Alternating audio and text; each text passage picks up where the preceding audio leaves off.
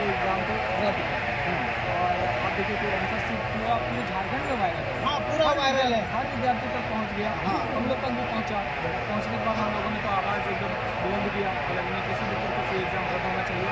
और जो डर पहले था जब हम लोग 15 दिसंबर को आंदोलन में गए थे, तो हमने वहाँ पे नवनीतम मैम से ये डर उनके सामने में रखा भी कि मैम देखिए बहुत तरह की बातें चल रही हैं, बातें पहले से ही चल रही हाँ, है हाँ। कि 20 लाख लेकर के आओ, बिल्कुल, ये 25 तो लाख न्यूज़ लेकर के वायरल आओ। था पूरा स्टूडेंटों के अंदर, और ये सुन करके लोग पढ़ने में मन भटका आ रहा था, पूरा हाँ, मन हाँ। भटक जा रहा था कि इनको पैसा देकर कर रहे हैं। पढ़ने वाले आखिर पढ़े तो कैसे पढ़े कैसे, वो तो 100 में 100 मारेंगे, हम अगर 80 भी लाते हैं तो कुछ होगा नहीं मेरा।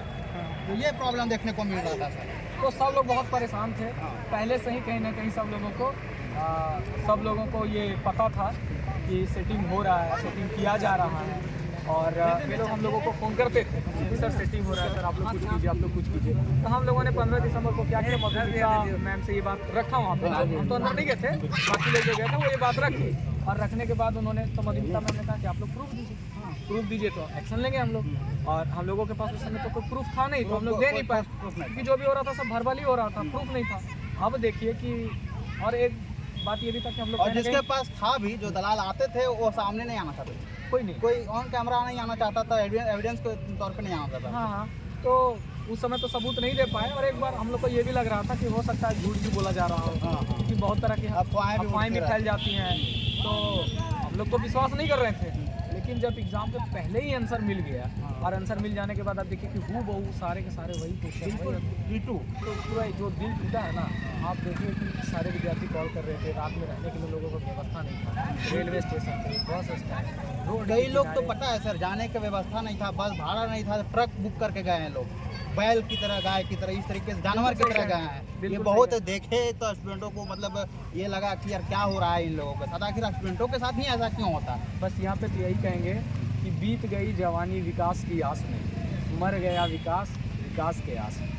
समझ रहे हैं ना? लेकिन वही विकास बात अभी है, तक हो नहीं पाया। कुछ विकास नहीं। आप देखिए 10 साल से लोग तैयारी कर रहे हैं, यहाँ पढ़ने वाले लड़के पढ़ ही रहे हैं। हर एग्ज़ाम में कहीं ना कहीं गड़बड़ी हो रहा है। आवाज़ हर एग्ज़ाम में ये सारी खबरें आ रही हैं। और आप देखो लैब टेक्नीशियन वाले एग्ज़ाम में, हाँ, उसके बाद जेपीएससी वाला पिछले बार देख लीजिए, जेपीएससी वाला पिछला हाँ। जो एग्ज़ाम हुआ था, और पीजीटी देख लीजिए, उसमें भी पूरा धांधली हुआ है। पीजीटी एग्ज़ाम में भी इस तरह की खबरें आई। कट ऑफ बहुत ज़्यादा जा रहा है। म्यूनिसिपल वाले एग्ज़ाम में सारा पेपर जो OMR सीट में गड़बड़ी, क्वेश्चन पेपर में गड़बड़ी। इवन इस एग्ज़ाम में केवल क्वेश्चन पेपर लीक का ही मामला नहीं है, बहुत सारे मामले हैं। बहुत सारे सेंटर में क्या हुआ है कि विद्यार्थी आपस में एक दूसरे से बात करके और क्वेश्चन पूछी करके अपना आंसर बना रहे हैं। बहुत सेंटर में ऐसा हुआ है कि और उन्हें कॉपरेट किया जा रहा है टीचर के द्वारा। मतलब तो सीधा सीधा कहे तो पूरा धांधली हुआ है, और इसमें एजेंसियां भी कहीं जिम्मेवार है। मतलब इतना बड़ा एग्जाम और इतनी लापरवाही के साथ ये हम लोग विश्वास नहीं कर। इसी बात का जो डर था वो वही हुआ, और इसी डर को लेकर के हम लोग बात भी किए थे वहाँ कि ये सब नहीं होना चाहिए, क्योंकि लोग बहुत सालों से इंतजार कर रहे हैं, अपना सब कुछ दांव पे लगाए हैं। बिल्कुल सब चीज छावर कर दी। एक दिन, ये 2-4 महीने का एग्जाम नहीं है। आप देखिए 2015-16 से लोग तैयारी कर रहे हैं। आप 2015-16 से अगर एक मामूली सा भी कोई कहीं काम करता तो क्या न करता। अभी देखिए लोग बोलते हैं कि खाली सरकारी नौकरी करोगे, प्राइवेट नौकरी भी तो है।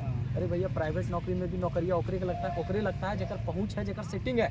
आप जाइए प्राइवेट कंपनीज में भी जाइए, प्राइवेट कंपनीज का भी हालत खराब है। आदमी की नौकरी में यहाँ पे आप देखिए कि आरक्षण दिया गया है ना प्राइवेट कंपनी में, लेकिन उस आरक्षण को कितना हद तक फॉलो किया जा रहा है? नहीं किया जा रहा। कितना यहाँ के लोगों को कितना अगर किया जा रहा होता तो इतना बेरोजगार कहाँ होता? इतने सारे प्राइवेट कंपनीज हैं, और उन कंपनीज में जो जॉब मिल रहा है वो उन्हीं को मिल रहा है जिन टाटा झारखंडे में, बाटा झारखंडे में, बोकारो जो झारखंडे में, रांची देखिए, HEC झारखंड में, मतलब इतना बड़ा कंपनी रहते हुए भी यहाँ बेरोजगार इतना पूरा बेरोजगार है। टाटा भी झारखंड में, बाटा भी झारखंड में, और घाटा भी झारखंड में हो रहा है। बिल्कुल घाटा भी हो रहा है, घाटा भी हो रहा है यहाँ पे। सर अभी तो कैंसिल कर दिया गया एक पेपर, क्या लगता है तीनों पेपर कैंसिल ये भटकाया गया है, आप समझ नहीं रहे। ये एक पेपर कैंसिल करके कहीं ना कहीं एक पेपर आप क्यों कैंसिल कर रहे हैं? हुआ तो धांधली सभी में। तीनों पेपर लीक है, सबके पास सबूत है, सबके पास आंसर है। और इवन 4 तारीख वाला भी बहुत लोग ऐसा बोल रहे हैं कि सर 4 तारीख वाला भी पेपर लीक हो चुका है। अब देखिए कि क्वेश्चन पेपर आने के बाद सारा मामला उजागर हो सकेगा, क्योंकि जब तक लोग आश्वस्त नहीं होंगे तब तक कोई कुछ बोलेंगे नहीं। तो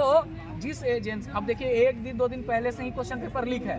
आप देखिए कि एग्जाम के एक दिन पहले ही पटना में, गया में बिठा करके क्या किया गया, प्रोजेक्टर के माध्यम से विद्यार्थियों का आंसर हटवाया गया है, बाहर डीजे लगवा दिया गया, टेंट लगवा करके शादी का माहौल क्रिएट करके विद्यार्थियों को रख के आंसर हटवाया गया। आप देखिए कि ये जो लीक का मामला हुआ है ये कहीं ना कहीं एजेंसी के द्वारा करवाया गया, जहाँ तक वो लग रहा है। और यहाँ पे कोई सेंटर से क्वेश्चन लीक नहीं हुआ है, मतलब पेपर लीक नहीं हुआ है। ये कहीं ना कहीं इसमें एजेंसी का कहीं ना कहीं कुछ ना कुछ तो गड़बड़ी है, और एजेंसी के साथ साथ और भी सफेद पोस्ट लोगों की संलिप्तता इसमें नजर आ रही है। जब तक बड़े पैमाने पर उच्च स्तर का जांच नहीं होगा तब तक कुछ भी सामने आने वाला नहीं है। एक पेपर रद्द करके किसी को इंसाफ मिलने वाला नहीं, ये भटकाया जा रहा है। मैं तो यही कहूँगा। और 4 तारीख वाला एग्जाम को क्या होना चाहिए? 4 तारीख नहीं, पहले 28 तारीख का जितना एग्जाम है, पेपर 30 नहीं 1 2 भी रद्द कर दिया जाए, पहला बात।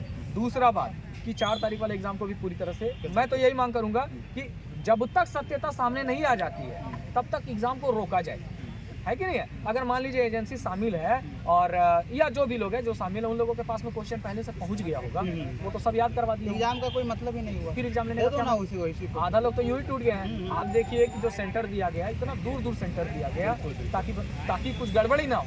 लोग छोटे छोटे बच्चे को छोड़ करके महिलाएं जो है वो एग्जाम देने के लिए गई हैं, और 6-6 महीने के बच्चे को छोड़ के 3-3 महीने के बच्चे को छोड़ करके एग्जाम देने के लिए गई हैं। 4-4 दिन का सफर है, एक 2 दिन जाने का, 1 दिन एग्जाम का, फिर 2 दिन उधर से आने का।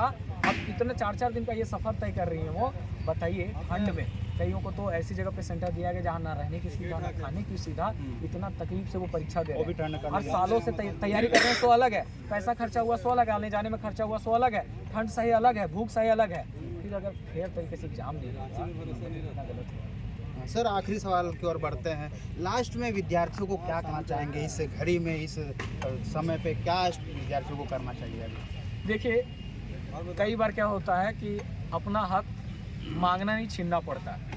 और मैं सभी विद्यार्थियों से यही कहूँगा कि आप लोगों का हक कहीं ना कहीं बहुत ही बेदर्दी तरीके से मारा जा रहा है, पूरा लूटा गया आपका हक, मारा गया आपका हक। आपको अगर आपका हक वापस चाहिए तो लड़ना होगा, और लड़ने के लिए आप सबको आगे आना होगा, क्योंकि सबके साथ सबको ठगा गया है। ये एग्जाम नहीं हुआ है, ये छेड़छाड़ हुआ है, समझ रहे ना। नहीं तो गेम खेल लेना, चलो गेम खेल लेते हैं, ऐसे बटन दबाए विद्यार्थियों के दर घुमा दिए। मतलब फिजिकली हैंडीकैप लड़कियां और सब जो है दूर दूर चले गए, बस में खड़ा होकर के दिक्कत से गए हैं, कैसे गए हैं। आप उन लोगों के साथ तो खिलवाड़ी किए ना। अगर फेयर तरीके से एग्जाम नहीं हुआ, कौन जिम्मेदारी लेगा इसकी?